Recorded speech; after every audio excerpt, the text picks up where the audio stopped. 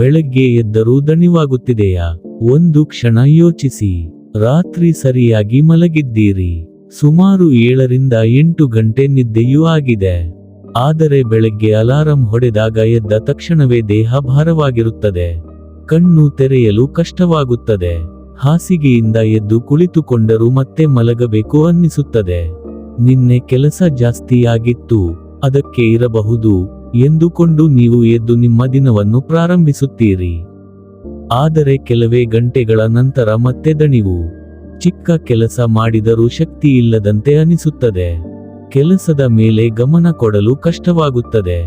ಕೆಲವರಿಗೆ ತಲೆ ಭಾರವಾಗುತ್ತದೆ, ಕೆಲವರಿಗೆ ಯಾವಾಗಲೂ ನಿದ್ದೆ ಬರುತ್ತಿರುತ್ತದೆ. ನಿಮಗೂ ಹೀಗಾಗುತ್ತಿದೆಯಾ? ಹಾಗಾದರೆ ಇದನ್ನು ಕೇವಲ ಸೋಮಾರಿತನ ಎಂದುಕೊಳ್ಳಬೇಡಿ. ಬೆಳಗ್ಗೆ ಎದ್ದ ತಕ್ಷಣವೂ ನಿರಂತರವಾಗಿ ದಣಿವು ಕಾಣಿಸಿಕೊಳ್ಳುವುದಕ್ಕೆ ಹಲವು ಕಾರಣಗಳಿರಬಹುದು. ಮೊದಲ ಕಾರಣ ನಿದ್ದೆಯ ಸಮಯ ಮಾತ್ರವಲ್ಲ, ನಿದ್ದೆಯ ಗುಣಮಟ್ಟ. ನಾನು 8 ಗಂಟೆ ಮಲಗಿದ್ದೇನೆ, ಆದರೂ ಏಕೆ ದಣಿವಾಗಿದೆ? ಇದು ಹಲವರಿಗೆ ಇರುವ ಪ್ರಶ್ನೆ.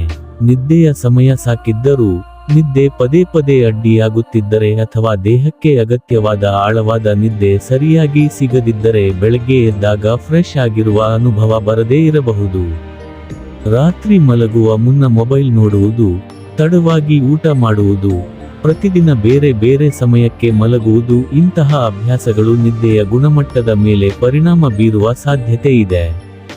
ಆದ್ದರಿಂದ ಎಷ್ಟು ಗಂಟೆ ಮಲಗಿದ್ದೇನೆ ಎನ್ನುವುದರ ಜೊತೆಗೆ ನನ್ನ ನಿದ್ದೆ ಹೇಗಿತ್ತು ಎನ್ನುವುದನ್ನು ಗಮನಿಸಿ. ಎರಡನೇ ಕಾರಣ ದೇಹಕ್ಕೆ ಸಾಕಷ್ಟು ನೀರು ಸಿಗದಿರುವುದು. ಬೆಳಗ್ಗೆ ಎದ್ದ ತಕ್ಷಣ ಬಾಯಿ ಒಣಗಿರುತ್ತದೆ, ತಲೆ ಭಾರವಾಗಿರುತ್ತದೆ, ದೇಹದಲ್ಲಿ ಶಕ್ತಿ ಕಡಿಮೆಯಾಗಿದೆ ಅನ್ನಿಸುತ್ತದೆ. ದಿನವಿಡೀ ನೀರು ಕುಡಿಯುವುದನ್ನು ಮರೆತು ಬಿಡುವ ಅಭ್ಯಾಸವಿದ್ದರೆ ದೇಹದಲ್ಲಿ ದ್ರವದ ಕೊರತೆ ಉಂಟಾಗಬಹುದು ಮತ್ತು ಅದು ದಣಿವಿನ ಅನುಭವಕ್ಕೆ ಕಾರಣವಾಗಬಹುದು. ಆದ್ದರಿಂದ ದಿನವಿಡೀ ನಿಯಮಿತವಾಗಿ ನೀರು ಕುಡಿಯುವ ಅಭ್ಯಾಸ ಬೆಳೆಸಿಕೊಳ್ಳಿ. ಆದರೆ ಎಲ್ಲರಿಗೂ ಒಂದೇ ಪ್ರಮಾಣದ ನೀರು ಬೇಕು ಎನ್ನುವುದಿಲ್ಲ. ನಿಮ್ಮ ಹವಾಮಾನ, ದೈಹಿಕ ಚಟುವಟಿಕೆ ಮತ್ತು ಆರೋಗ್ಯದ ಸ್ಥಿತಿಗೆ ಅನುಗುಣವಾಗಿ ನೀರಿನ ಅಗತ್ಯ ಬದಲಾಗುತ್ತದೆ. ಮೂರನೇ ಕಾರಣ ಆಹಾರದಲ್ಲಿ ಪೋಷಕಾಂಶಗಳ ಕೊರತೆ. ನೀವು ಪ್ರತಿದಿನ ಹೊಟ್ಟೆ ತುಂಬಾ ತಿನ್ನುತ್ತಿದ್ದರೂ ದೇಹಕ್ಕೆ ಬೇಕಾದ ಪೋಷಕಾಂಶಗಳು ಸಿಗುತ್ತಿವೆಯೇ? ಇದು ಮುಖ್ಯವಾದ ಪ್ರಶ್ನೆ. ಆಹಾರದಲ್ಲಿ ಸಾಕಷ್ಟು ಪ್ರೋಟೀನ್, ಕಬ್ಬಿಣ, ವಿಟಮಿನ್ B12, ಫೋಲೇಟ್ ಮತ್ತು ಇತರ ಅಗತ್ಯ ಪೋಷಕಾಂಶಗಳು ಸಿಗದಿದ್ದರೆ ಕೆಲವರಿಗೆ ದಣಿವು ಕಾಣಿಸಿಕೊಳ್ಳಬಹುದು. ಆದ್ದರಿಂದ ಕೇವಲ ಹೊಟ್ಟೆ ತುಂಬಿಸುವ ಆಹಾರಕ್ಕಿಂತ ಪೌಷ್ಟಿಕ ಆಹಾರ ಮುಖ್ಯ.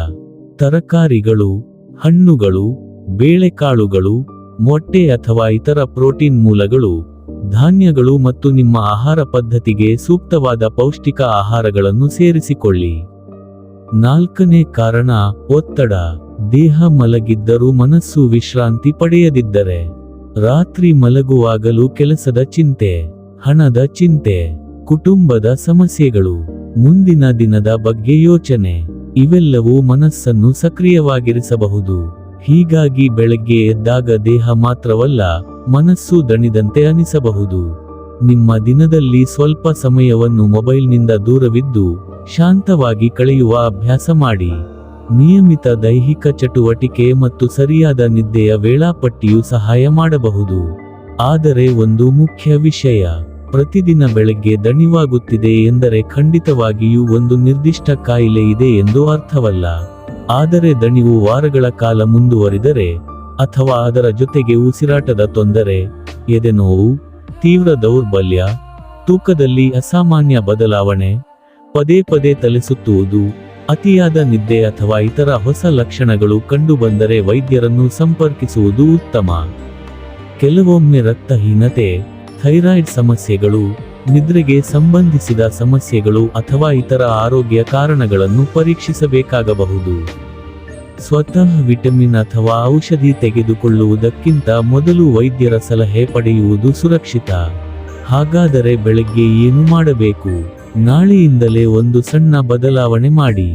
ಅಲಾರಂ ಹೊಡೆದ ತಕ್ಷಣ ಮೊಬೈಲ್ ಹಿಡಿಯಬೇಡಿ.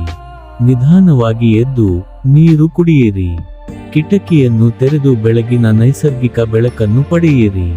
ಸ್ವಲ್ಪ ನಡೆದು ಅಥವಾ ಲಘು ಸ್ಟ್ರೆಚಿಂಗ್ ಮಾಡಿ. ಪೌಷ್ಟಿಕವಾದ ಉಪಹಾರ ತೆಗೆದುಕೊಳ್ಳಿ ಮತ್ತು ಮುಖ್ಯವಾಗಿ ಪ್ರತಿದಿನ ಸಾಧ್ಯವಾದಷ್ಟು ಒಂದೇ ಸಮಯಕ್ಕೆ ಮಲಗಿ ಒಂದೇ ಸಮಯಕ್ಕೆ ಏಳುವ ಅಭ್ಯಾಸ ಬೆಳೆಸಿಕೊಳ್ಳಿ. ಕೆಲವೇ ದಿನಗಳಲ್ಲಿ ಎಲ್ಲವೂ ಬದಲಾಗುತ್ತದೆ ಎಂದು ನಿರೀಕ್ಷಿಸಬೇಡಿ. ನಿಯಮಿತ ಅಭ್ಯಾಸವೇ ಮುಖ್ಯ. ಹಾಗಾಗಿ ಸ್ನೇಹಿತರೆ, ಬೆಳಗ್ಗೆ ಎದ್ದ ತಕ್ಷಣ ದಣಿವಾಗುವುದು ನಿಮ್ಮ ದೇಹದ ಒಂದು ಸಣ್ಣ ಸಿಗ್ನಲ್ ಆಗಿರಬಹುದು. ಅದನ್ನು ಪ್ರತಿದಿನ ನನಗೆ ಹೀಗೆ ಆಗೋದೆ ಎಂದು ನಿರ್ಲಕ್ಷಿಸಬೇಡಿ. ನಿಮ್ಮ ದೇಹ ಏನು ಹೇಳುತ್ತಿದೆ ಎಂಬುದನ್ನು ಗಮನಿಸಿ. ನಿಮಗೂ ಪ್ರತಿದಿನ ಬೆಳಗ್ಗೆ ಎದ್ದ ತಕ್ಷಣ ದಣಿವಾಗುತ್ತದೆಯಾ?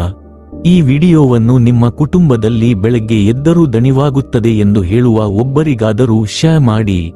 ನಿಮ್ಮ ದೇಹದ ಸಣ್ಣ ಸೂಚನೆಗಳನ್ನು ಅರ್ಥ ಮಾಡಿಕೊಳ್ಳಿ. ಆರೋಗ್ಯವನ್ನು ನಿರ್ಲಕ್ಷಿಸಬೇಡಿ.